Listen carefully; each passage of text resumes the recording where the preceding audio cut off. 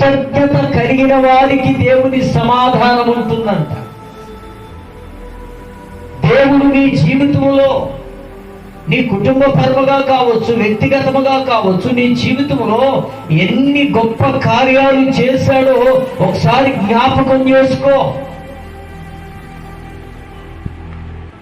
నీ ఇబ్బందులు, నీ విక్కట్లు, నీ ఆపదలు, నీ అక్కరలో కొంచెం బిజీగా ఉన్నాను నేను, ఇప్పుడు కుదరట్లేదు, ఖాళీ లేదు నాకు అని ఒకవేళ యేసు ప్రభు అన్నాడు అనుకో, ఈ పాటి మన పరిస్థితి ఏంటంటారు?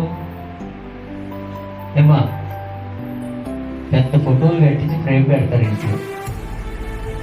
ఆయన అట్ట అన్నాడు, నాకు ఖాళీ లేదు, కొంచెం బిజీగా ఉన్నాను, ఇప్పుడు కుదరట్లేదు, కొంచెం నీరసంగా ఉన్నాను, ఇప్పుడు ఈడు పడదు అని ఆయన అన్నాడు అనుకో.